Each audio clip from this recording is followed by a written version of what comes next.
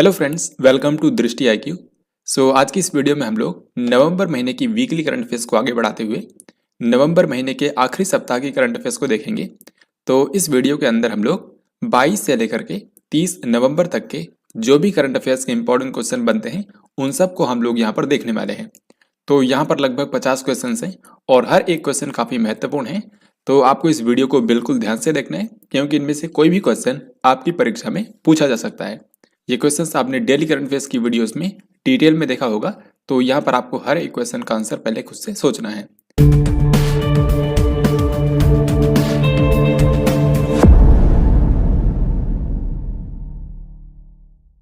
तो सबसे पहला क्वेश्चन है, केंद्रीय अप्रत्यक्ष कर और सीमा शुल्क बोर्ड यानी कि भारत का जो CBIC है, central board of indirect taxes and customs, इसका नया अध्यक्ष किसको अपॉइंट किया गया है?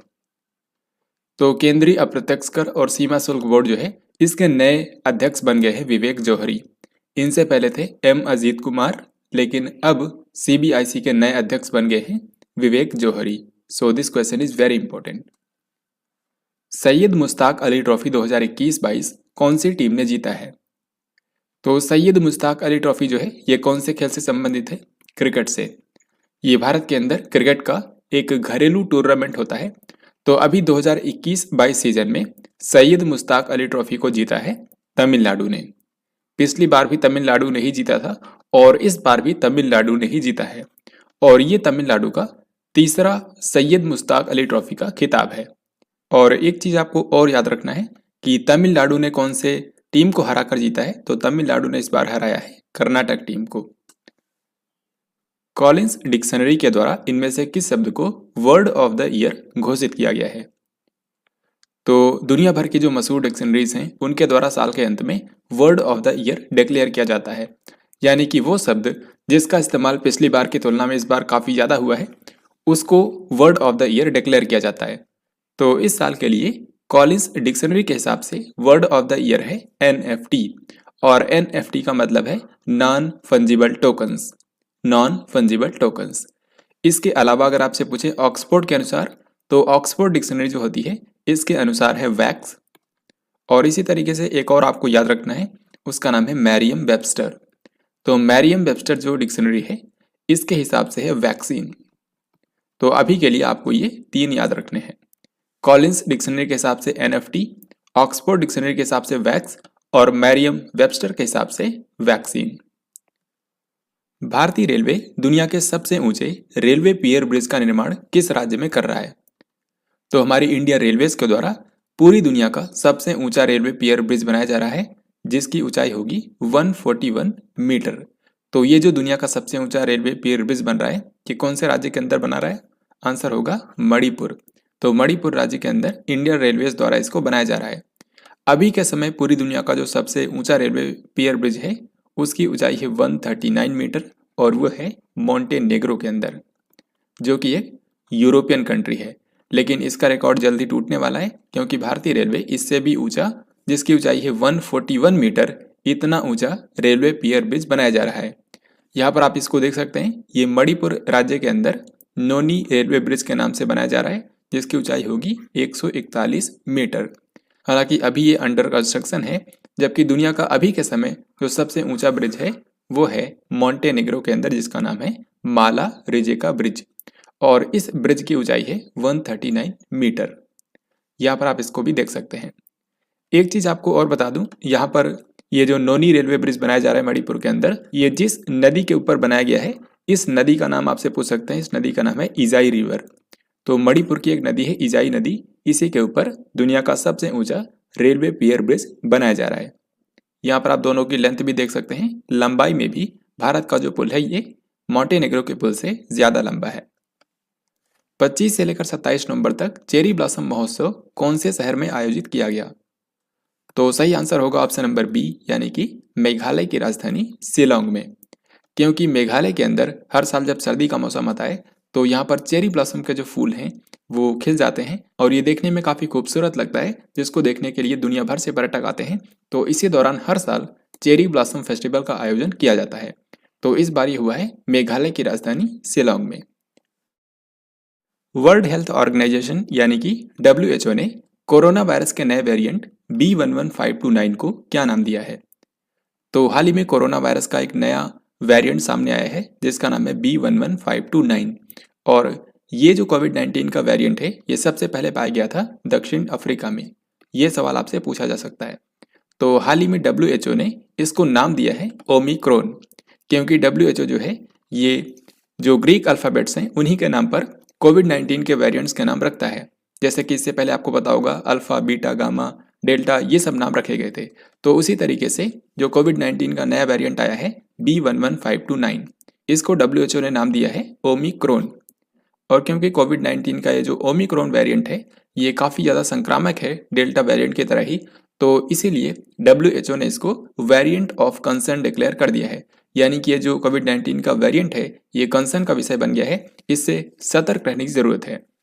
यहाँ पर आप देख सकते हैं करंटली WHO ने टोटल 5 ऐसे कोविड-19 के वेरिएंट्स हैं जिनको वेरिएंट ऑफ कंसर्न डिक्लेयर किया हुआ है। सबसे पहले था अल्फा, बीटा, गामा, डेल्टा और अभी है ओमिक्रॉन। तो ओमिक्रॉन 5वां कोविड-19 का वेरिएंट है जिसको WHO ने वेरिएंट ऑफ कंसर्न डिक्लेयर किया है। तो इनके बारे में ध्यान रखिएगा, ये कौन कौन से देशों से ओरिजिनेट हुए थे ये भी आपसे पूछा जा सकता है। तो अभी के लिए आगे बढ़ते हैं। हाल ही में किस राज्य की सरकार ने भारत की पहली साइबर तहसील बनाने की घोषणा की है? यानी कि ये एक ऐसी तहसील होगी जहां पर आपको फिजिकली प्रेजेंट होने की ज़रूरत नहीं होगी, आप ऑनलाइन भी अपना बयान दे सकते हैं। तो साइबर तहसील भारत के अंदर पहली बार बनाएगा मध्य प्रदेश। सो यहाँ पर हमारा आंसर होगा ऑप्शन नंबर डी। पूर्वोत्तर क्षेत्र के लिए 9वां अंतर्राष्ट्रीय पर्यटन मार्ट किस शहर में आयोजित किया गया? तो भारत के पूर्वोत्तर क्षेत्र में पर्यटन को बढ़ावा देने के लिए हर साल पर्यटन मंत्रालय के द्वारा अंतर्राष्ट्रीय पर्यटन मार्ट आयोजित किया जाता है, यानी कि इंटरनेशनल टूरिज्म मार्ट, जिसमें दुनिया भर के पर्यटक शामिल होते हैं। तो इस साल इसका 9वां संस्करण आयोजित किया गया है और ये आयोजित किया गया नागालैंड की राजधानी कोहिमा में। सो इस क्वेश्चन का हमारा आंसर होगा ऑप्शन नंबर डी। गलवान घाटी में शहीद हुए कर्नल बी संतोष बाबू को हाल ही में किस वीरता पुरस्कार से सम्मानित किया गया है? तो पिछले साल 15 जून को भारत और चीन के सैनिकों के बीच में जो क्लैश हुआ था उस दौरान भारत के बी संतोष बाबू शहीद हो गए थे। तो इनको साल 2021 के लिए हाल ही में महावीर चक्र से सम्मानित किया गया है। और महावीर चक्र जो है ये युद्ध काल में दिया जाने वाला भारत का दूसरा सर्वोच्च सम्मान है।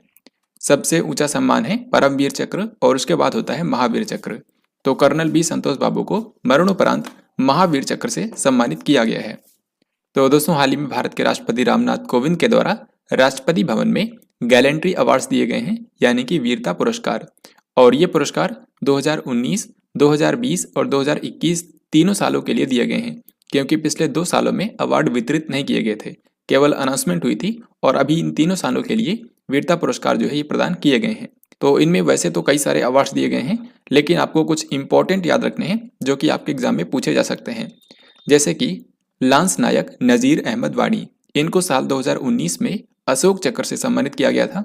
इसी तरीके से विंग कमांडर अभिनंदन वर्धमान, जिन्होंने बालाकोट स्ट्राइक में पाकिस्तान के F-16 विमान को मार गिराया था, इनको साल 2019 के लिए वीर चक्र से सम्मानित किया गया है। फिर इसके बाद कर्नल बी संतोष बाबू, जिनके बारे में अभी मैंने आपको बताया, इनको साल 2021 में महावीर चक्र से सम्मानित किया गया है। और जम्मू कश्मीर पुलिस के पूर्व ASI बाबू राम, इनको अशोक चक्र से इसी साल सम्मानित किया गया है। इनमें से इन सबको मरणोपरांत ये सम्मान दिया गया है।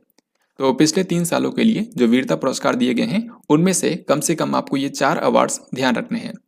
तो इनमें से कुछ इस तरीके से आपके एग्जाम में क्वेश्चन पूछा जाएगा, जैसे कि भारतीय सेना में ग्रुप कैप्टन अभिनंदन वर्धमान को किस वीरता पुरस्कार से सम्मानित किया गया है? और ये अवार्ड इनको साल 2019 के लिए दिया गया है, क्योंकि 2019 में ही बालाकोट स्ट्राइक के दौरान अभिनंदन वर्धमान ने पाकिस्तान के F-16 विमान को मार गिराया था। तो इनकी बहादुरी के लिए इनको 2019 के वीर चक्र से सम्मानित किया गया। सो करेक्ट आंसर होगा ऑप्शन नंबर ए। और यहाँ पर आपको कंफ्यूज नहीं होना है, अभी के समय अभिनंदन वर्धमान जो हैं ये भारतीय सेना में ग्रुप कैप्टन हैं, जबकि जिस वक्त ये इन्होंने उपलब्धि हासिल की थी उस वक्त ये भारत के विंग कमांडर थे।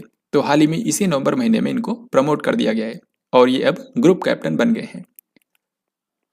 भारतीय पर्वतारोहण फाउंडेशन की पहली महिला अध्यक्ष कौन बनी है? तो इंडियन माउंटेनियरिंग फाउंडेशन जो है इसकी पहली महिला अध्यक्ष अपॉइंट की गई हैं हर्षवंती बिष्ट। और हर्षवंती बिष्ट कौन है? ये उत्तराखंड राज्य की एक पर्वतारोही हैं जिन्होंने साल 1981 में उत्तराखंड की जो सबसे ऊंची चोटी है नंदा देवी पर्वत, इस पर भी इन्होंने चढ़ाई की थी। तो इसके चलते इनको साल 1981 में अर्जुन पुरस्कार से भी सम्मानित किया गया था। तो उत्तराखंड की जो मशहूर पर्वतारोही हैं हर्षवंती बिष्ट, इनको हाल ही में भारतीय पर्वतारोहण फाउंडेशन का अध्यक्ष बना दिया गया है और ये इस संस्था की पहली महिला अध्यक्ष बनी है।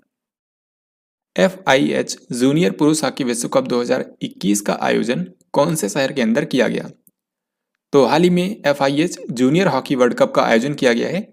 ये भारत की मेजबानी में ओडिशा की राजधानी भुवनेश्वर में आयोजित किया गया। यहाँ पर आप देख सकते हैं ओडिशा की राजधानी भुवनेश्वर में 24 नवंबर से लेकर के 5 दिसंबर के बीच में ये टूर्नामेंट आयोजित किया गया है। इसमें 16 अलग अलग कंट्रीज की जो हॉकी टीमें हैं उन्होंने इसमें हिस्सा लिया। अंतर्राष्ट्रीय हॉकी महासंघ ने इनमें से किस देश में होने वाले जूनियर महिला हॉकी वर्ल्ड कप 2021 को स्थगित कर दिया है? तो जिस तरीके से अभी मैंने आपको बताया FIH जूनियर पुरुषों का जो हॉकी वर्ल्ड कप है इसका आयोजन किया गया भारत के ओडिशा की राजधानी भुवनेश्वर में। तो इसी तरीके से महिलाओं का जो जूनियर हॉकी वर्ल्ड कप होने वाला था ये आयोजित होना था दक्षिण अफ्रीका में। लेकिन जैसा कि आपको पता है कि यहाँ पर हाल ही में ओमिक्रॉन नाम का कोविड-19 का नया वेरिएंट सामने आया है जिसको WHO ने वेरिएंट ऑफ कंसर्न भी डिक्लेयर किया है। तो इस परिस्थिति को देखते हुए अंतर्राष्ट्रीय हॉकी महासंघ यानी कि FIH ने इसको अभी के लिए स्थगित कर दिया है। तो जिस तरीके से इस साल जूनियर पुरुष हॉकी वर्ल्ड कप का मेजबान था भारत, उसी तरीके से जूनियर महिला हॉकी वर्ल्ड कप का मेजबान है दक्षिण अफ्रीका। हालांकि अभी के समय ये नहीं हो रहा है लेकिन आगे ये यहीं पर होगा। मूडीज के अनुसार वित्त वर्ष 2021-22 में भारत की GDP विकास दर कितने % होगी? तो अमेरिका की जो क्रेडिट रेटिंग एजेंसी है मूडीज, इसने बताया है कि वित्त वर्ष 2021-22 में भारत की GDP वृद्धि दर होगी 9.3% और ये RBI के अनुमान से 0.2% कम है क्योंकि RBI ने बताया है 9.5%। तो ये भी आपको ध्यान रखना है। प्रोजेक्ट 15B का पहला युद्धपोत कौन सा है जिसको हाल ही में 21 नवंबर के दिन भारतीय नौसेना में कमीशन किया गया है? तो प्रोजेक्ट 15B जो है इसके तहत भारत के अंदर 4 विध्वंसक जहाज बनाए जाने हैं और इन सभी जहाज को बना रहा है Mazagon Dock Ship Builders Limited. तो इन्हीं में से जो पहला जहाज है ये हाल ही में भारतीय नौसेना में कमीशन कर दिया गया है जिसका नाम है INS विशाखापत्तनम। तो यहाँ पर आपसे INS विशाखापत्तनम जो कि एक डिस्ट्रॉयर शिप है इसके बारे में 2-3 सवाल बन सकते हैं, जैसे कि इसको कौन से शिपयार्ड ने बनाया है। तो आपको बताना है इसको Mazagon Dock Ship Builders Limited ने बनाया है जो कि मुंबई में बेस्ड है। इसके अलावा इसको कमीशन कहाँ पर किया गया? तो अभी अभी इसको 21 नवंबर के दिन भारत के मुंबई के अंदर कमीशन किया गया है। भारत के जो इसमें रक्षा मंत्री है राजनाथ सिंह, उन्हीं के द्वारा INS विशाखापत्तनम को कमीशन किया गया। सो इसका सही आंसर हो जाएगा ऑप्शन नंबर D। तो ये तो इस प्रोजेक्ट का पहला जहाज था। इसी तरीके से 3 और जहाज भारतीय नौसेना में शामिल किए जाएंगे। 25 नवंबर को उत्तर प्रदेश के जेवर शहर में नोएडा अंतर्राष्ट्रीय हवाई अड्डे की आधारशिला किसने रखी है? तो उत्तर प्रदेश के अंदर जो नोएडा इंटरनेशनल हवाई अड्डा बनाया जाएगा, इसको उत्तर प्रदेश के अंदर जो गौतम बुद्ध नगर जिला है यहाँ पर जेवर नाम का शहर है और यहीं पर इसको स्थापित किया जाएगा। तो इस अंतर्राष्ट्रीय हवाई अड्डे की आधारशिला रखी है हाल ही में भारत के प्रधानमंत्री नरेंद्र मोदी ने। तो इस क्वेश्चन का आंसर होगा ऑप्शन नंबर A। और क्योंकि उत्तर प्रदेश के अंदर 3 अंतर्राष्ट्रीय हवाई अड्डे ऑलरेडी हैं तो ये उत्तर प्रदेश राज्य का चौथा इंटरनेशनल एयरपोर्ट होगा। 3 भारत में जो ऑलरेडी हैं, एक तो लखनऊ में है, फिर दूसरा वाराणसी में है और तीसरा इसी साल उद्घाटन किया गया है कुशीनगर के अंदर। नीति आयोग के द्वारा जारी SDG शहरी सूचकांक में किस शहर ने शीर्ष स्थान हासिल किया है? तो सतत विकास लक्ष्य को अचीव करने के मामले में भारत के जो शहर हैं वो कितना प्रदर्शन कर रहे हैं, उसी के आधार पर नीति आयोग ने पहली बार ये इंडेक्स जारी किया है। इससे पहले तक ये नेशनल लेवल पर जारी होता था, यानी कि भारत के राज्यों और केंद्र शासित प्रदेशों के बीच में ये रैंकिंग जारी की जाती थी, लेकिन फर्स्ट टाइम ये भारत के शहरों को रैंक करने के लिए जारी किया गया है। तो इस इंडेक्स के अंदर जो भारत का सबसे बेस्ट शहर है ये है हिमाचल प्रदेश की राजधानी शिमला। सो इस क्वेश्चन का हमारा आंसर होगा ऑप्शन नंबर D। तो पहली बार ये जो SDG अर्बन इंडेक्स जारी किया गया है, इसको नीति आयोग ने जर्मनी के सहयोग से जारी किया है और इसमें भारत के टोटल 56 शहरों को रैंक किया गया है। इन 56 शहरों में से सबसे पहले स्थान पर है शिमला, जो कि हिमाचल प्रदेश की राजधानी है और इसका स्कोर सबसे ज़्यादा है 75.5। इसी तरीके से एसडीजी के मामले में भारत का दूसरा सबसे बेस्ट राज्य है कोयम्बटूर, जो कि तमिलनाडु में है, और तीसरा सबसे बेस्ट है चंडीगढ़। और जैसा कि मैंने आपको बताया कि इसमें टोटल 56 शहरों को रैंक किया गया है, तो सबसे आखिर में यानी कि 56वें स्थान पर कौन सा शहर है? यह झारखंड का धनबाद, यानी कि एसडीजी को अचीव करने के मामले में धनबाद सबसे पीछे है। हाल ही में किस आईआईटी के शोधकर्ताओं ने सेप्टिक टैंक्स की सफाई के लिए होमो एसईपी नामक एक रोबोट को विकसित किया है? तो यहाँ पर आप देख सकते हैं कुछ इस तरीके से सेप्टिक टैंक्स की सफाई के लिए एक रोबोट विकसित किया गया है जिसका नाम है होमो एसईपी, और इसको विकसित किया है आईआईटी मद्रास ने। आईआईटी मद्रास के बारे में आपको पता होगा, भारत सरकार की जो एनआईआरएफ रैंकिंग जारी होती है उसके अनुसार ये भारत का ओवरऑल सबसे बेस्ट संस्थान है। तो आईआईटी मद्रास की टीम ने ही डेवलप किया है होमो एसईपी नाम का सेप्टिक टैंक्स की सफाई के लिए रोबोट।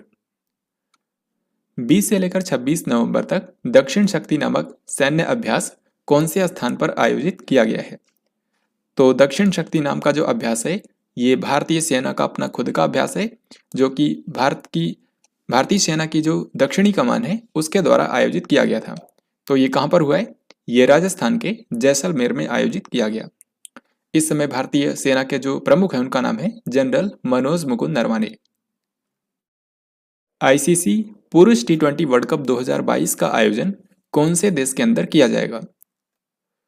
तो दोस्तों, पुरुष टी20 वर्ल्ड कप आपको पता है हाल ही में 2021 में आयोजित किया गया था और ये यूएई और ओमान में करवाया गया था और इस टूर्नामेंट को जीता था ऑस्ट्रेलिया ने।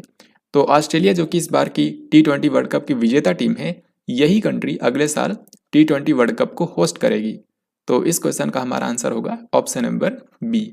तो इस तरीके से ये आपको आसानी से याद रहेगा कि इस बार की जो टी20 वर्ल्ड कप की विजेता है वही अगली बार इसको होस्ट करेगी। इंडियन प्रीमियर लीग यानी कि आईपीएल 2022 कौन से देश के अंदर खेला जाएगा? तो हाल ही में बीसीसीआई ने घोषणा की है कि आईपीएल 2022 जो होने वाला है ये भारत में ही होगा। सो इस क्वेश्चन का आंसर होगा ऑप्शन नंबर ए। हालांकि इससे पहले आईपीएल 2021 का जो आयोजन था वो भारत और यूएई दो कंट्रीज के अंदर हुआ था, लेकिन 2022 में जो होगा ये भारत के अंदर आयोजित किया जाएगा। और एक चीज़ यहाँ पर मैं आपको और बता दूं कि साल 2022 के टूर्नामेंट में पहली बार 8 की बजाय 10 टीमें आईपीएल में हिस्सा लेंगी। जो दो नई आईपीएल टीमें बनी हैं, एक तो है लखनऊ आईपीएल टीम और दूसरी है अहमदाबाद आईपीएल टीम। और इस बार की तरह साल 2022 में भी आईपीएल की टाइटल स्पॉन्सर होगी वीवो। विश्व पैरा पावर लिफ्टिंग चैंपियनशिप 2021 में भारत के परमजीत सिंह ने कौन सा पदक जीता है? तो दोस्तों, हाल ही में दिव्यांग खिलाड़ियों के लिए पावर लिफ्टिंग में वर्ल्ड चैंपियनशिप का आयोजन किया गया था और इसका आयोजन किया गया था तबलिसी में, यहाँ पर आप देख सकते हैं। और तबलिसी जो है ये जॉर्जिया की राजधानी है। तो जॉर्जिया की राजधानी में हाल ही में विश्व पैरा पावर लिफ्टिंग चैंपियनशिप का आयोजन किया गया। इस टूर्नामेंट के अंदर भारत के परमजीत सिंह ने ब्रॉन्ज मेडल जीता है। सो यहाँ पर हमारा आंसर होगा ऑप्शन नंबर सी। स्वच्छ सर्वेक्षण 2021 के अनुसार भारत का सबसे स्वच्छ शहर कौन सा है? तो हाल ही में 2021 के स्वच्छता सर्वेक्षण के रिजल्ट्स जारी किए गए थे और इसमें जिन भी शहरों का अच्छा प्रदर्शन रहा है उनको अवार्ड भी दिए गए हैं। वैसे इस टॉपिक पर मैंने अलग से वीडियो भी बनाए हैं, आप उसको देख सकते हैं। वहां पर मैंने इस पूरे टॉपिक से जितने भी क्वेश्चन आपके एग्जाम में पूछे जा सकते हैं उन सभी को हम लोगों ने कवर किया है। तो स्वच्छ सर्वेक्षण 2021 जो है इसमें सबसे साफ शहर डिक्लेयर किया गया है इंदौर को। इंदौर जो कि मध्य प्रदेश में है, ये लगातार 5वीं बार भारत का सबसे साफ शहर डिक्लेयर किया गया है।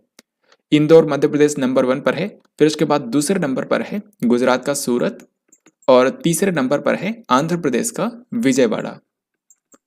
तो कम से कम आपको टॉप 3 शहर भारत के याद रखने हैं सबसे क्लीनेस्ट सिटी। तो स्वच्छ सर्वेक्षण 2021 के बारे में कुछ और इम्पोर्टेंट पॉइंट्स मैं आपको बताता हूँ।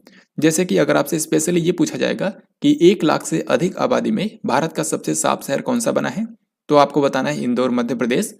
लेकिन अगर आपसे ये पूछा जाएगा कि 1 लाख से कम आबादी में भारत का सबसे साफ शहर कौन सा है, तो आपको बताना है महाराष्ट्र का वीटा शहर। तो ये दोनों अलग अलग कैटेगरी वाइज भी आपको ध्यान रखते हैं। इसी तरीके से भारत का जो सबसे क्लीनेस्ट स्टेट बना है ये है छत्तीसगढ़। छत्तीसगढ़ ने लगातार तीसरी बार भारत के सबसे स्वच्छ राज्य का पुरस्कार जीता है। यहाँ पर भी राज्यों को पुरस्कार देने के लिए दो कैटेगरी में बांटा गया था।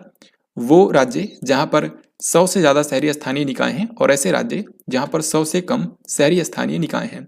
तो 100 से ज़्यादा वाले में तो छत्तीसगढ़ ही है, लेकिन 100 से कम स्थानीय निकायों वाले में झारखंड पहले नंबर पर है। तो ये अलग अलग कैटेगरी वाइज पे भी आपसे पूछा जा सकता है।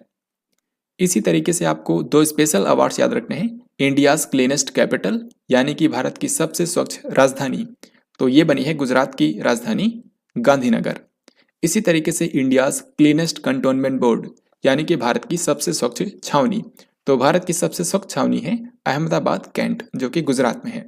तो इस तरीके से इस बार के स्वच्छ सर्वेक्षण से कम आपको ये सारे पॉइंट्स ध्यान रखने हैं। और अगर आप इस पर डिटेल वीडियो देखना चाहते हैं तो इस वीडियो को देखने के बाद आप डिस्क्रिप्शन में जो लिंक मैंने दे रखी है वहां से आप क्लिक करके देख सकते हैं। पुलिस महानिदेशकों यानी कि डीजीपीज और पुलिस महानिरीक्षकों यानी कि आईजीपीज, इनका 56वां सम्मेलन किस शहर के अंदर आयोजित किया गया? तो डीजीपी और आईजीपी का सम्मेलन इस बार जो हुआ है ये आयोजित किया गया उत्तर प्रदेश की राजधानी लखनऊ में, और इस सम्मेलन का उद्घाटन किया था भारत के गृह मंत्री अमित शाह ने। हालांकि इस सम्मेलन में भारत के प्रधानमंत्री नरेंद्र मोदी ने भी हिस्सा लिया था, लेकिन इसका उद्घाटन अगर आपसे पूछें तो याद रखिएगा गृह मंत्री अमित शाह ने इसका उद्घाटन किया था। डीजीपी का मतलब होता है डायरेक्टर जनरल ऑफ पुलिस और आईजीपी का मतलब होता है इंस्पेक्टर जनरल ऑफ पुलिस। आगामी 9 से लेकर 10 दिसंबर 2021 को इनमें से कौन सा देश वर्चुअल फॉर्मेट में लोकतंत्र शिखर सम्मेलन की मेजबानी करेगा? तो इसका सही आंसर होगा ऑप्शन डी यानी कि अमेरिका, क्योंकि अमेरिका के जो राष्ट्रपति हैं जो बाइडेन, इन्होंने अनाउंस किया था कि ये इस साल के आखिर में लोकतंत्र शिखर सम्मेलन यानी कि समिट फॉर डेमोक्रेसी का आयोजन करेंगे। तो इसमें दुनिया भर के 110 लोकतांत्रिक देशों को इनवाइट किया गया है, जिसमें भारत, ब्रिटेन, जापान ये सब कंट्रीज भी शामिल हैं। साथ ही इसमें ताइवान को भी इन्वाइट किया गया है। तो इस समिट के बारे में याद रखिएगा, समिट फॉर डेमोक्रेसी जो कि अमेरिका के द्वारा आयोजित की जा रही है। अमेरिका के राष्ट्रपति हैं जो बाइडेन, जिन्होंने ये बैठक बुलाई है। स्कॉर्पियन श्रेणी की चौथी पनडुब्बी का नाम आपको बताना है, जिसको हाल ही में 25 नवंबर के दिन भारतीय नौसेना में कमीशन किया गया है। तो नवंबर महीना भारतीय नौसेना के लिए काफ़ी इंपॉर्टेंट था, क्योंकि इसी नवंबर महीने में इंडियन नेवी में प्रोजेक्ट 15B के तहत बनाया गया जो पहला डिस्ट्रॉयर जहाज था वो भी भारत को मिला है, जिसको 21 नवंबर को कमीशन किया गया था, जिसका नाम मैंने आपको बताया INS विशाखापत्तनम रखा गया है। और उसके 4 ही दिन बाद यानी कि 25 नवंबर को भारतीय नौसेना में स्कॉर्पियन श्रेणी की चौथी पनडुब्बी जो है इसको कमीशन कर दिया गया, जिसका नाम है INS वेला। और INS वेला को कमीशन किया है भारत के उस वक्त जो भारतीय नौसेना के चीफ थे एडमिरल करमबीर सिंह ने मुंबई में। तो इतना आपको ध्यान रखना है। यहाँ पर आप देख सकते हैं स्कॉर्पियन श्रेणी के जो सबमरीन्स हैं इनमें टोटल 6 सबमरीन यानी कि पनडुब्बियां बनाई जानी है, और इन सभी को भारत फ्रांस के सहयोग से बना रहा है। तो फ्रांस के सहयोग से ये बन रही हैं Mazagon Dock Ship Builders Limited के द्वारा। और यहाँ पर आप देख सकते हैं इनमें से 4 जो सबमरीन हैं ये भारतीय नौसेना को मिल चुकी हैं। इन्हीं में से चौथी थी INS वेला। तो ये काफी महत्वपूर्ण क्वेश्चन है, इसको आपको ध्यान रखना है। अब आगे बढ़ते हैं। समुद्री सुरक्षा सहयोग पर 5वां पूर्वी एशिया शिखर सम्मेलन किस स्थान पर आयोजित किया गया? तो दोस्तों हाल ही में समुद्री सुरक्षा सहयोग के ऊपर पूर्वी एशिया शिखर सम्मेलन का 5वां संस्करण आयोजित किया गया है, और ये आयोजित किया गया कोलकाता के अंदर। पश्चिम बंगाल की राजधानी कोलकाता में समुद्री सुरक्षा सहयोग पर 5वां पूर्वी एशिया शिखर सम्मेलन आयोजित किया गया। ये सम्मेलन जो है ये भारत के द्वारा ऑस्ट्रेलिया के सहयोग से आयोजित किया गया है। हाल ही में किस केंद्रीय मंत्री ने भारत में बच्चों की पहली वर्चुअल साइंस लैब का शुभारंभ किया है? तो देश के बच्चों को वैज्ञानिकों के साथ कनेक्ट करने के लिए भारत की पहली वर्चुअल साइंस लेबोरेटरी हाल ही में बनाई गई है, जिसका उद्घाटन किया है डॉक्टर जितेंद्र सिंह ने। और डॉक्टर जितेंद्र सिंह जो हैं ये भारत के विज्ञान और प्रौद्योगिकी मंत्री हैं। सो इस क्वेश्चन का आंसर होगा ऑप्शन डी। भारत को किस अवधि यानी कि कौन से टाइम पीरियड के लिए यूनेस्को की विश्व धरोहर समिति में चुना गया है? तो यूनेस्को की एक कमेटी होती है जिसका नाम होता है विश्व धरोहर समिति, और यही समिति डिसाइड करती है कि कौन से स्थल को वर्ल्ड हेरिटेज साइट का टैग मिलेगा। तो इस वर्ल्ड हेरिटेज कमेटी के अंदर टोटल 21 कंट्रीज इसके मेंबर होते हैं, जिनका काम डिसाइड करना होता है कि कौन से साइट को यूनेस्को वर्ल्ड हेरिटेज साइट का दर्जा मिलेगा। तो इनकी हर साल एक बैठक होती है। इस बार जो 44वीं बैठक थी उसका आयोजन किया गया था चाइना के फुझौ शहर में। इसी तरीके से नेक्स्ट टाइम यानी कि जो 2022 में 45वीं बैठक होगी उसका आयोजन किया जाएगा कजान शहर में। और कजान शहर जो है ये रसिया के अंदर है। तो ये कई बार पूछा जाता है, ये आपको ध्यान रखना है।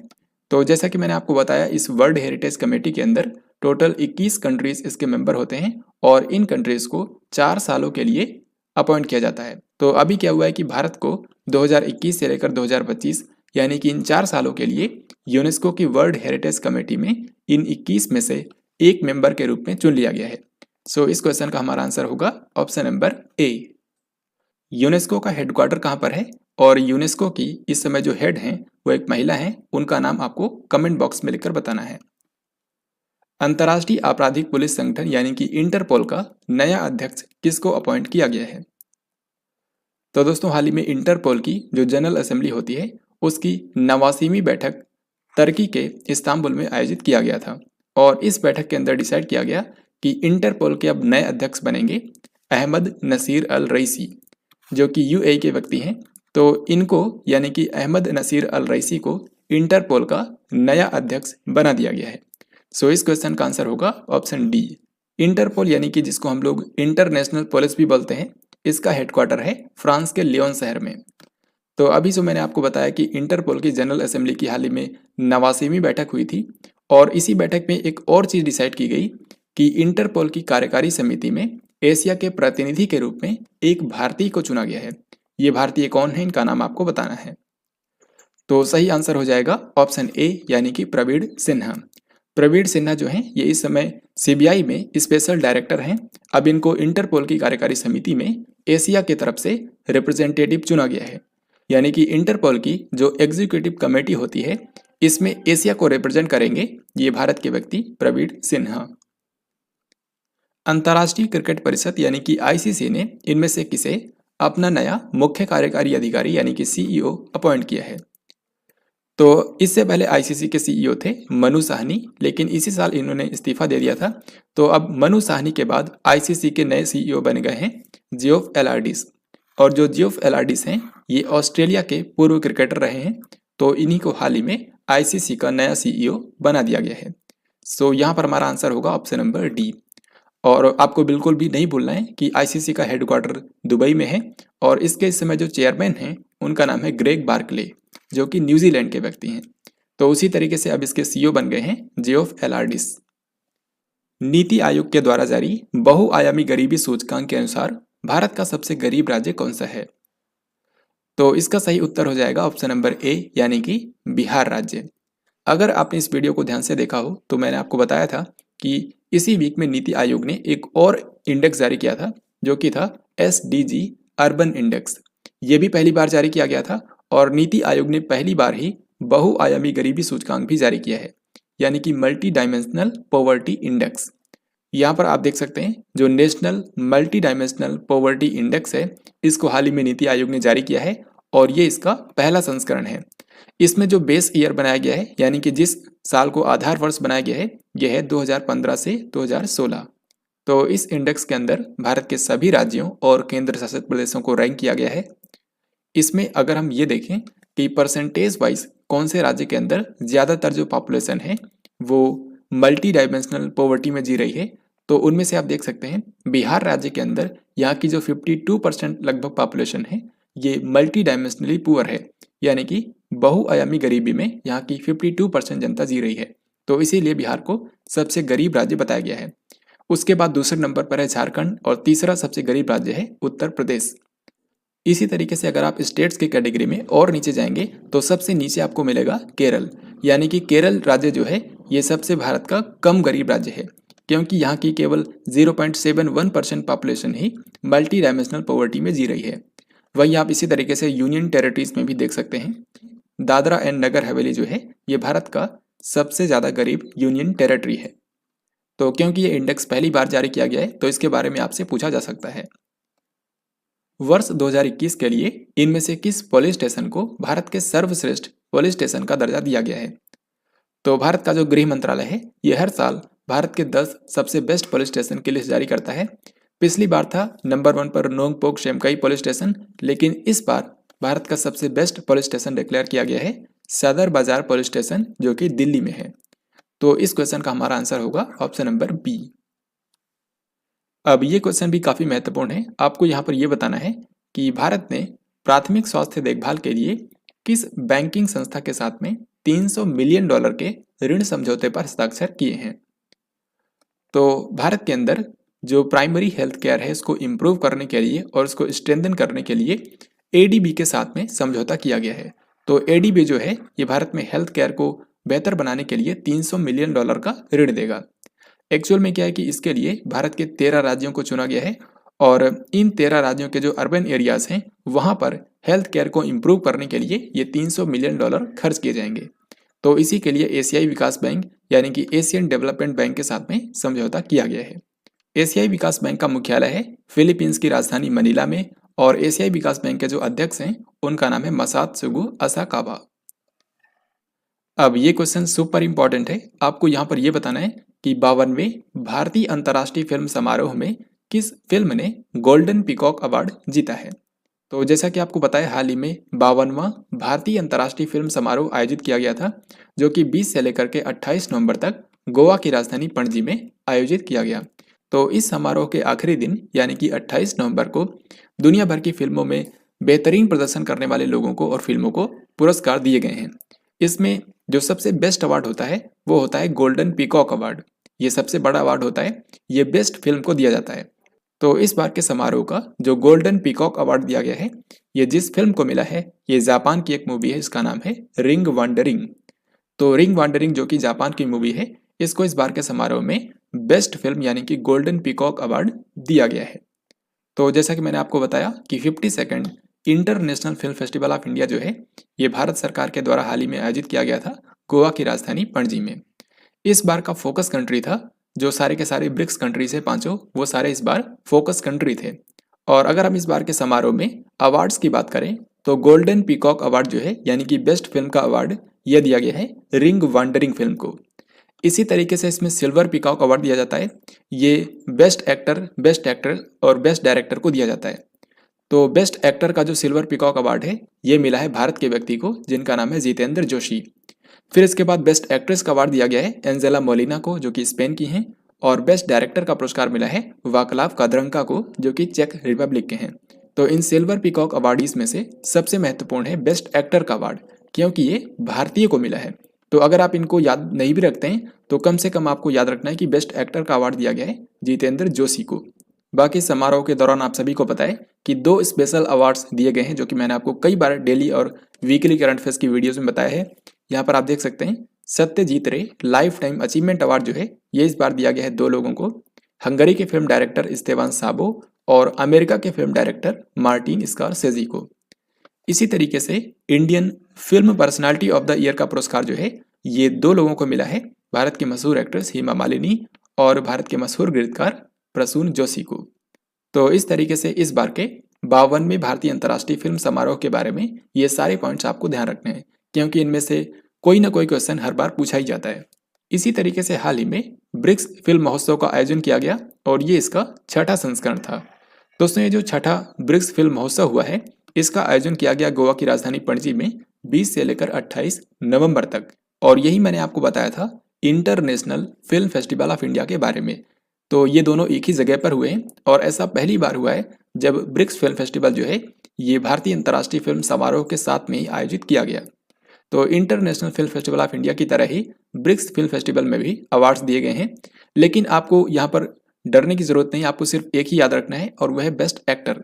बेस्ट एक्टर का अवार्ड जो है ये भारतीय को मिला है जिनका नाम है धनुष। बाकी सारे जो अवार्ड्स हैं ये फॉरेनर्स को मिले हैं, तो अगर आप पढ़ना चाहें तो पढ़ सकते हैं, लेकिन इनमें से सबसे ज़्यादा महत्वपूर्ण है बेस्ट एक्टर का अवार्ड जो कि भारतीय को मिला है, इनका नाम है धनुष।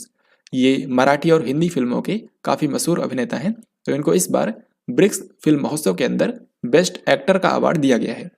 तो इस तरीके से इन दोनों फिल्म फेस्टिवल के बारे में याद रखिएगा। अब हम लोग आगे बढ़ने वाले हैं।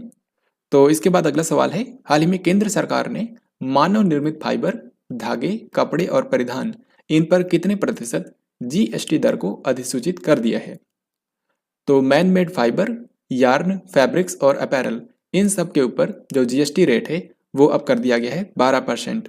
एक्चुअल में क्या है कि अभी तक इन सब पर अलग अलग जीएसटी रेट लगता था, जैसे किसी पर 18%, किसी पर 12%, तो किसी पर 5%। तो इसके कारण इसको इम्प्लीमेंट करने में काफ़ी मुश्किल होती थी, जिसको देखते हुए अब केंद्र सरकार ने इन सब के ऊपर जो जीएसटी रेट है वो फिक्स कर दिया है 12%। तो अब इन सब पर एक समान जीएसटी लगेगा 12%, और ये जनवरी 2022 से लागू हो जाएगा। हाल ही में भारत के रेलवे मंत्री अश्विनी वैष्णव ने किस नाम से थीम आधारित पर्यटन सर्किट ट्रेनें शुरू करने की घोषणा की है? तो जल्द ही भारत के अंदर थीम बेस्ड पर्यटन सर्किट ट्रेनें चलाई जाएंगी, ऐसा कहा है भारत के रेलवे मंत्री अश्विनी वैष्णव ने। तो इन पर्यटन सर्किट ट्रेनों का नाम होगा भारत गौरव ट्रेन। सो इस क्वेश्चन का हमारा आंसर होगा ऑप्शन बी। ये जो भारत गौरव ट्रेनें होंगी ये भारत के जो ऐतिहासिक स्थल हैं, प्रसिद्ध ऐतिहासिक स्थल हैं, उनकी यात्रा करवाएंगी। हाल ही में एक पुस्तक रिलीज की गई है जिसका नाम है रिजॉल्व्ड, यूनाइटिंग नेशंस इन ए डिवाइडेड वर्ल्ड। तो आपको बताना है कि इस किताब के लेखक कौन है। ये बेसिकली एक आत्मकथा है, यानी कि ऑटोबायोग्राफी है। तो किसी ने अपने जीवन के बारे में ही इस किताब में लिखा है। आपको बताना है कि ये किसकी आत्मकथा है। तो यहाँ पर आप इस बुक का कवर पेज देखकर समझ गए होंगे, इसको लिखा है बान की मून ने। बान की मून जो है ये आपको पता होगा एंटोनियो गुटेरस से पहले संयुक्त राष्ट्र के महासचिव थे, जिन्होंने 10 साल तक संयुक्त राष्ट्र के महासचिव के रूप में काम किया था। तो इन्होंने अपने बारे में एक किताब लिखी है जिसका नाम है रिजॉल्व्ड। तो इस क्वेश्चन का हमारा आंसर हो जाएगा option C. Contested lands, India China and the boundary dispute, इस किताब के लेखक कौन है? तो India China and the boundary dispute यानी कि भारत चीन और दोनों देशों के बीच में सीमा विवादों के ऊपर यह किताब लिखी गई है जिसका नाम है कंटेस्टेड लैंड्स। तो इस किताब को किसने लिखा है? इसको लिखा है मारूफ रजा ने। और मारूफ रजा जो है ये भारतीय सेना के पूर्व अधिकारी हैं। तो इन्होंने ही किताब लिखी है contested lands. India versus UK, the story of an unprecedented diplomatic win, इस किताब को किसने लिखा है? तो यहाँ पर आप देख सकते हैं इंडिया वर्सेस यूके, ये जो किताब है इसको लिखा है सैयद अकबरुद्दीन ने। और आपको याद आया होगा ये टी.एस. तिरुमूर्ति से पहले यूनाइटेड नेशंस में भारत के अस्थायी प्रतिनिधि थे। तो इन्होंने हाल ही में किताब लिखी है India versus UK, the story of an unprecedented diplomatic win. तो इस क्वेश्चन का हमारा आंसर होगा ऑप्शन नंबर डी। और आपको बिल्कुल ध्यान रखना है कि अभी के समय भारत के यूनाइटेड नेशंस में जो परमानेंट रिप्रेजेंटेटिव हैं उनका नाम है टी.एस. तिरुमूर्ति। इसी तरीके से हाल ही में एक और किताब लिखी गई है जिसका नाम है cooking to save your life. आपको बताना है कि इसको कौन से प्रसिद्ध अर्थशास्त्री ने लिखा है। तो इसका सही आंसर हो जाएगा ऑप्शन डी, यानी कि अभिजीत बनर्जी। अभिजीत बनर्जी जो कि भारतीय मूल के एक अमेरिकी अर्थशास्त्री हैं, इन्होंने हाल ही में किताब लिखी है cooking to save your life. आपको पता होगा अभिजीत बनर्जी ने साल 2019 में अर्थशास्त्र का नोबेल पुरस्कार जीता था। इनको और एस्थर डुफ्लो और साथ ही में माइकल क्रेमर, इन तीनों लोगों को 2019 का अर्थशास्त्र का नोबेल पुरस्कार दिया गया था। तो अभिजीत बनर्जी ने हाल ही में बुक लिखी है cooking to save your life. Then हाल ही में एक अभ्यास का आयोजन किया गया है भारत, मालदीव और श्रीलंका के बीच में। ये इन तीनों कंट्रीज के बीच में होने वाला एक त्रिपक्षीय अभ्यास है जिसका नाम होता है दोस्ती।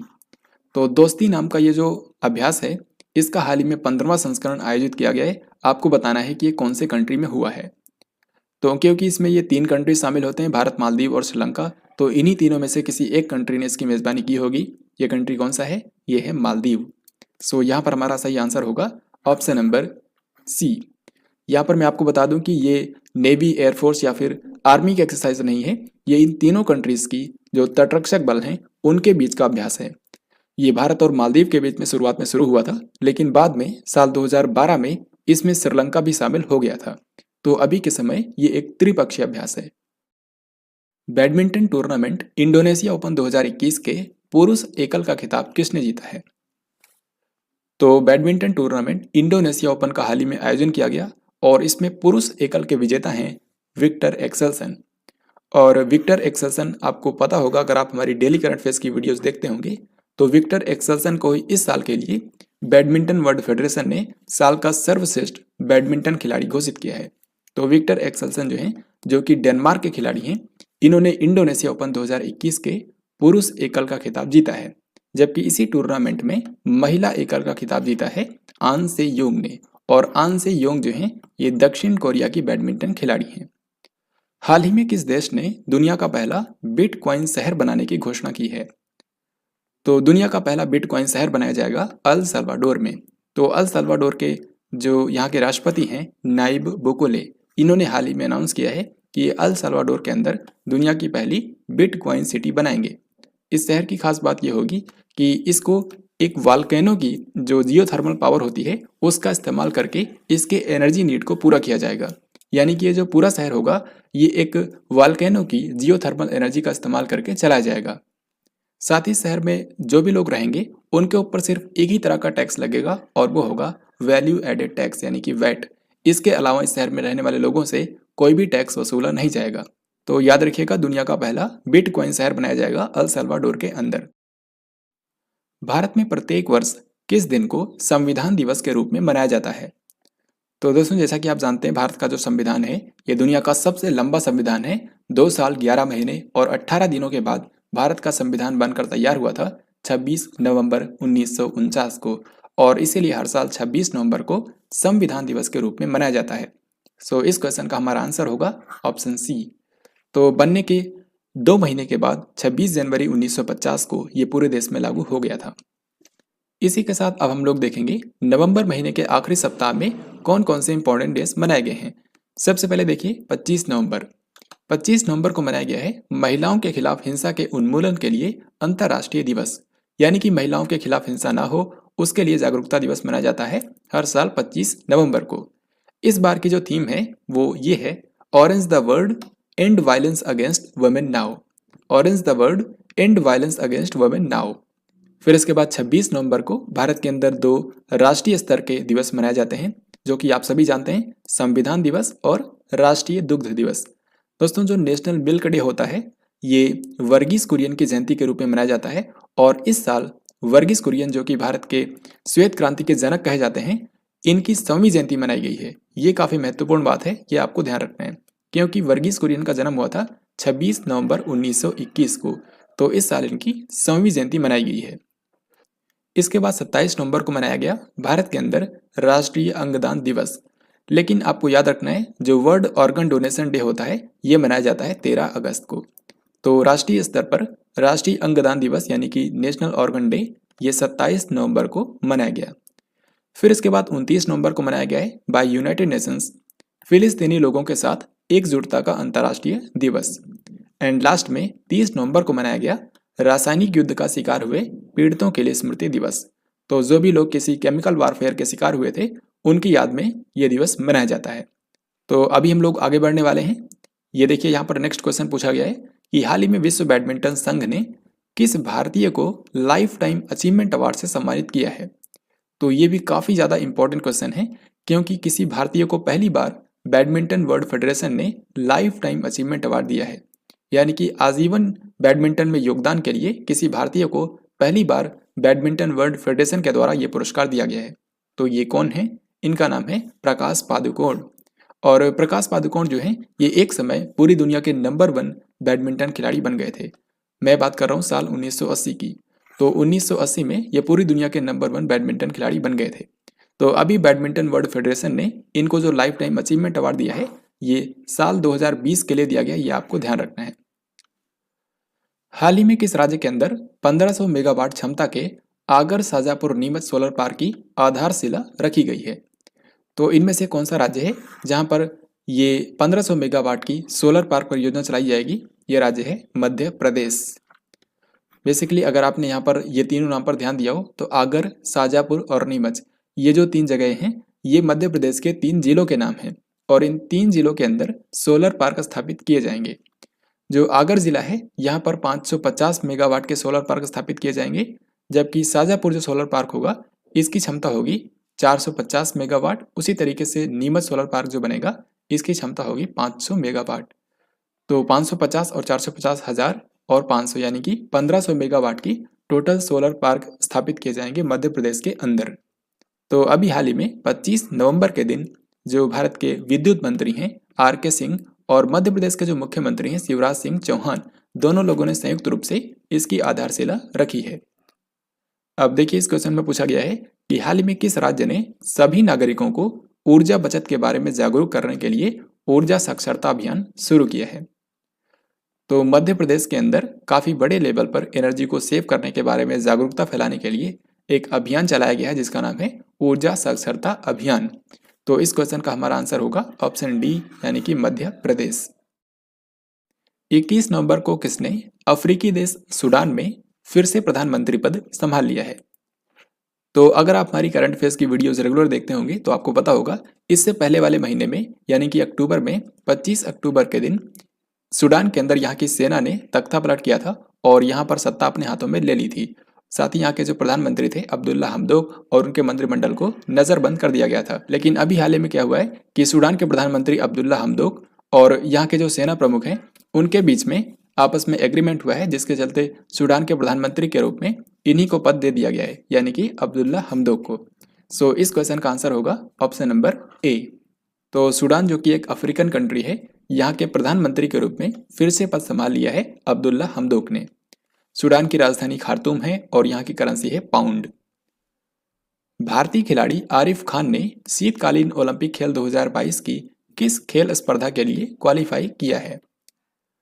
तो ये काफी ज्यादा महत्वपूर्ण क्वेश्चन है क्योंकि आपको पता है कि 2 महीने के बाद में यानी कि 4 से लेकर 20 फरवरी तक शीतकालीन ओलंपिक खेल बीजिंग में आयोजित किए जाएंगे। चाइना की राजधानी बीजिंग में विंटर ओलंपिक गेम्स 2022 आयोजित होने वाले हैं। तो इस टूर्नामेंट के अंदर भारत से एक खिलाड़ी ने क्वालिफाई कर लिया है और इनका नाम है आरिफ खान। तो आरिफ खान कौन सा खेल खेलते हैं? Alpine skiing. तो इस क्वेश्चन का आंसर हो जाएगा ऑप्शन नंबर डी। दोस्तों आपको बता दूं कि विंटर ओलंपिक गेम्स के इतिहास में आज तक भारत ने कभी भी कोई भी मेडल नहीं जीता है। पिछले बार जो 23वां विंटर ओलंपिक गेम्स हुआ था प्योंगचांग दक्षिण कोरिया में, उसमें भारत से सिर्फ 2 ही खिलाड़ी गए थे, हालांकि वो भी कोई मेडल नहीं जीत पाए थे। तो अभी जो 2022 में विंटर ओलंपिक गेम्स होने वाले हैं इसमें भारत की तरफ से एक खिलाड़ी ने क्वालिफाई कर लिया है। तो इनका नाम काफी इंपॉर्टेंट हो जाता है, Arif Khan. Tata literature life time achievement award 2021 से किस लेखक को सम्मानित किया गया है? तो Tata literature life time achievement award जो होता है ये एक साहित्यिक पुरस्कार है। पिछली बार आपको याद होगा 2020 में ये दिया गया था रस्किन बॉन्ड को, लेकिन इस बार ये दिया गया है भारत की मशहूर लेखक अनीता देसाई को। मशहूर लेखिका अनीता देसाई। महाराष्ट्र की सरकार ने इनमें से किस बॉलीवुड अभिनेता को कोविड वैक्सीन एम्बेसडर बनाया है? तो महाराष्ट्र की सरकार ने हाल ही में एक्टर सलमान खान को कोविड वैक्सीन एम्बेसडर अपॉइंट किया है। खासकर मुस्लिम समुदाय के बीच में कोविड-19 वैक्सीन को लगवाने के प्रति उनको प्रेरित करने के लिए महाराष्ट्र की सरकार ने सलमान खान को कोविड वैक्सीन एम्बेसडर अपॉइंट किया है। इनमें से किस राज्य को भारत के सर्वश्रेष्ठ समुद्री राज्य के अवार्ड से सम्मानित किया गया है? तो सही आंसर होगा ऑप्शन सी यानी कि आंध्र प्रदेश। तो आंध्र प्रदेश राज्य जो है इसको हाल ही में बेस्ट मैरीन स्टेट के अवार्ड से सम्मानित किया गया है। इसी तरीके से भारत का जो बेस्ट मैरीन डिस्ट्रिक्ट है यानी कि सर्वश्रेष्ठ समुद्री जिला वो बना है ओडिशा का बालासोर।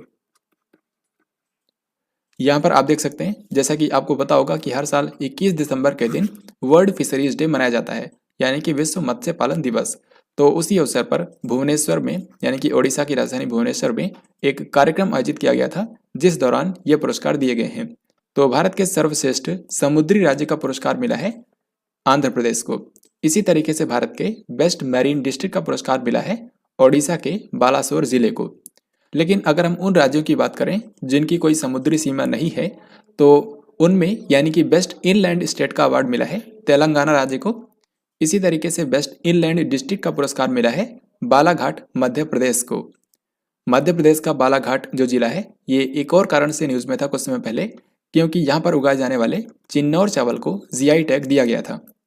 इसी तरीके से अगर हम पहाड़ी और जो भारत के पूर्वोत्तर राज्य हैं उनमें देखें तो नंबर 1 राज्य है त्रिपुरा और नंबर 1 जिला है बोंगईगांव असम। तो इनके बारे में आपको याद रखना है। कम से कम आपको बेस्ट मैरीन स्टेट और बेस्ट मैरीन डिस्ट्रिक्ट ये दोनों याद रखने हैं। मध्य प्रदेश की सरकार ने भोपाल के ऐतिहासिक मिंटो हॉल का नाम बदलकर क्या रखने की घोषणा की है? तो मध्य प्रदेश की राजधानी भोपाल में जो मिंटो हॉल है अब इसका नाम बदल दिया जाएगा। अब इसको मिंटो हॉल की जगह कुशाभाई ठाकरे हॉल बोला जाएगा। कुशाभाई ठाकरे जो हैं ये बीजेपी के पूर्व लीडर थे, तो इन्हीं के नाम पर मिंटो हॉल का नाम कर दिया गया है। मिंटो हॉल जो है इसको साल 1909 में सुल्तान जहां बेगम के द्वारा स्थापित किया गया था और लॉर्ड मिंटो जो कि भारत के वायसराय थे उनके नाम पर इसका नाम अभी तक था, लेकिन अब इसका नाम हो गया है बीजेपी के लीडर कुशाभाई ठाकरे के नाम पर। हाल ही में किस टीवी या फिर वेब सीरीज ने 49वें इंटरनेशनल एमी अवार्ड्स 2021 में सर्वश्रेष्ठ ड्रामा सीरीज का पुरस्कार जीता है? तो हर बार की तरह जो इंटरनेशनल एमी अवार्ड्स होते हैं, हाल ही में इसका आयोजन न्यूयॉर्क शहर में किया गया था। ये इसका 49वां संस्करण था। तो इस बार के पुरस्कार समारोह में बेस्ट ड्रामा सीरीज का पुरस्कार दिया गया है तेहरान को। तेहरान जो टीवी सीरीज है इसको हाल ही में बेस्ट ड्रामा सीरीज का पुरस्कार दिया गया है। यहाँ पर आप देख सकते हैं न्यूयॉर्क के अंदर 22 नवंबर को पुरस्कार समारोह इसका आयोजित किया गया था। इसमें बेस्ट एक्टर का अवार्ड मिला है डेविड टेनेंट को, बेस्ट एक्ट्रेस का अवार्ड मिला है हेले स्क्वायर्स को, और इसके बाद ये दो सबसे महत्वपूर्ण अवार्ड्स होते हैं। बेस्ट ड्रामा सीरीज का पुरस्कार मिला है तेहरान को जो कि इजराइल की सीरीज है, जबकि बेस्ट कॉमेडी सीरीज का पुरस्कार मिला है कॉल माई एजेंट के सीजन 4 को जो कि फ्रांस में रिलीज हुआ था। आपको याद होगा पिछले साल 48वें इंटरनेशनल एमी अवार्ड्स में जो बेस्ट ड्रामा सीरीज का पुरस्कार था वो भारत की दिल्ली क्राइम को दिया गया था, जो कि एग्जाम्स में पूछा भी गया था। तो इस बार बेस्ट ड्रामा सीरीज का पुरस्कार जीता है तेहरान ने। गृह मंत्री अमित शाह ने किस राज्य में रानी गाइडिनल्यू आदिवासी स्वतंत्रता सेनानी संग्रहालय की आधारशिला रखी है? तो रानी गाइडिनल्यू जो थी ये एक आदिवासी फ्रीडम फाइटर थी और इन्होंने अंग्रेजों के खिलाफ विद्रोह किया था। तो हाल ही में भारत के गृह मंत्री अमित शाह ने इनके नाम पर एक आदिवासी स्वतंत्रता सेनानी संग्रहालय की आधारशिला रखी है। तो रानी गाइडिनल्यू के नाम पर यह जो म्यूजियम बनाया जाएगा ये बनेगा मणिपुर राज्य में, क्योंकि मणिपुर में ही इनका जन्म हुआ था। तो मणिपुर में कौन सी जगह पर यह म्यूजियम बनेगा? मणिपुर के तामेंगलोंग जिले में इसको बनाया जाएगा। तामेंगलोंग मणिपुर का जो जिला है यह हाल ही में खबरों में भी था। आपको बताना है कि मणिपुर के तामेंगलोंग जिले के किस एग्रीकल्चर प्रोडक्ट को हाल ही में जीआई टैग दिया गया था? तो ये आप सभी को कमेंट बॉक्स में लिखकर बताना है। यूक्रेन में भारत के अगले राजदूत के रूप में किसे अपॉइंट किया गया है? तो यूक्रेन जो कि एक यूरोपियन देश है, यहाँ के नए राजदूत भारत के बन गए हैं हर्ष कुमार जैन। सो इस क्वेश्चन का आंसर होगा ऑप्शन बी। जिस तरीके से रसिया में भारत के राजदूत हैं पवन कपूर, उसी तरीके से रूस के पड़ोसी देश यूक्रेन में भारत के नए राजदूत बन गए हैं हर्ष कुमार जैन। नवंबर महीने के आखिरी सप्ताह में ही कुछ नए राजदूत बने हैं, जैसे कि हर्ष कुमार जैन, ये मैंने आपको बताया, यूक्रेन में भारत के नए राजदूत बने हैं। BS मुबारक, इनको सूडान कंट्री में भारत का नया राजदूत बनाया गया है। इसके अलावा मनोज कुमार महापात्रा, इनको ग्वाटेमाला कंट्री में भारत का नया राजदूत अपॉइंट किया गया है। हाल ही में किस टेनिस खिलाड़ी ने ATP फाइनल्स 2021 का खिताब जीत लिया है? तो साल के आखिर में पुरुषों का एक काफ़ी इंपॉर्टेंट टेनिस टूर्नामेंट होता है जिसको बोलते हैं ATP फाइनल्स। तो इसको इस बार जीत लिया है अलेक्जेंडर ज्वेरेव ने, और अलेक्जेंडर ज्वेरेव जो है ये जर्मनी के टेनिस खिलाड़ी हैं। भारत और किस देश के बीच में शक्ति 2021 नामक संयुक्त सैन्य अभ्यास आयोजित किया गया है? तो शक्ति नाम का जो अभ्यास होता है ये भारत और फ्रांस के बीच में आयोजित किया जाता है। सो यहाँ पर हमारा आंसर होगा ऑप्शन ए। भारत और फ्रांस के बीच में 3 अभ्यास होते हैं, एक तो शक्ति, दूसरा है गरुड़ और तीसरा होता है वरुण। नेवी का अभ्यास होता है वरुण, एयरफोर्स का होता है गरुड़ और आर्मी की एक्सरसाइज होती है शक्ति। तो अभी हाल ही में शक्ति अभ्यास का जो 6ठा संस्करण है ये आयोजित किया गया है। अगर आपसे ये पूछा जाए कि इसका आयोजन कहाँ पर किया गया, तो इस बार ये फ्रांस में हुआ है। फ्रांस के फ्रीजस में इसका आयोजन किया गया था। पृथ्वी को एस्टेरॉयड के टक्कर से बचाने के लिए दुनिया का पहला डार्ट मिशन किसने लॉन्च किया है? तो इसका सही आंसर होगा ऑप्शन नंबर डी, यानी कि नासा। तो अमेरिका की जो अंतरिक्ष एजेंसी है नासा, इसने हाल ही में दुनिया का पहला डार्ट मिशन लॉन्च कर दिया है। डार्ट का मतलब होता है डबल एस्टेरॉयड रीडायरेक्शन टेस्ट। इस मिशन के अंतर्गत एक स्पेस क्राफ्ट को भेजा गया है और ये जो स्पेस क्राफ्ट है ये एक एस्टेरॉयड तक जाएगा और जानबूझकर इस एस्टेरॉयड के साथ में इस स्पेस क्राफ्ट की टक्कर करवाई जाएगी, ये चेक करने के लिए कि स्पेस क्राफ्ट की ताकत के जरिए क्या एस्टेरॉयड की डायरेक्शन को बदला जा सकता है या फिर नहीं। और अगर ये मिशन सफल होता है तो वैज्ञानिकों के पास एक काफ़ी बड़ी उपलब्धि होगी, क्योंकि अगर भविष्य में कोई एस्टेरॉयड धरती की तरफ बढ़ रहा होगा तो उसको इस तकनीकी के जरिए उसकी डायरेक्शन को बदला जा सकता है। तो डार्ट मिशन काफ़ी महत्वपूर्ण है, इसके बारे में ध्यान रखिएगा। इसको अमेरिकी अंतरिक्ष एजेंसी नासा ने लॉन्च किया है। तो ये आज का आखिरी क्वेश्चन था। आई होप आपने इस वीडियो को ध्यान से देखा होगा। तो अब मैं आपसे 2 क्वेश्चन पूछूंगा जो कि इसी वीडियो पर आधारित होंगे, जिनका आंसर आप सभी को कमेंट बॉक्स में लिखकर बताना है। तो यहाँ पर सवाल पहला है, केंद्रीय अप्रत्यक्ष कर और सीमा शुल्क बोर्ड यानी कि जो CBIC है, इसके नए अध्यक्ष कौन बन गए हैं। इसके बाद दूसरा सवाल है, 52वें भारतीय अंतर्राष्ट्रीय फिल्म समारोह में गोल्डन पीकॉक अवार्ड किसने जीता है। यहाँ पर 4 फिल्मों के नाम लिखे हैं। गोल्डन पीकॉक अवार्ड कौन सी फिल्म में जीता है, ये आपको बताना है। तो इस तरीके से आज की इस वीडियो में हम लोगों ने नवंबर महीने के आखिरी सप्ताह यानी कि 22 से लेकर के 30 नवंबर से करंट अफेयर्स के जो भी इंपॉर्टेंट क्वेश्चन हो सकते थे, उन सभी को हम लोगों ने कवर किया है। तो इसी के साथ नवंबर महीने के चारों सप्ताह की जो करंट अफेयर्स हैं, उनको हम लोगों ने 4 वीकली वीडियोस के अंदर कवर कर लिया है। इसके बाद में पूरे महीने से जो सबसे बेस्ट 120 क्वेश्चन हैं, इनको सेलेक्ट करके मंथली करंट अफेयर्स की वीडियो के रूप में लेकर आऊँगा। तो आई होप आपको ये वीडियो पसंद आया होगा, और अगर आपको ये वीडियो पसंद आया है तो इस वीडियो को लाइक और शेयर ज़रूर करें। और अगर आपने इस चैनल पर पहली बार विजिट किया है तो चैनल को सब्सक्राइब भी ज़रूर करें। हम लोग मिलेंगे नेक्स्ट वीडियो के अंदर। तब तक के लिए जय हिंद, वंदे मातरम।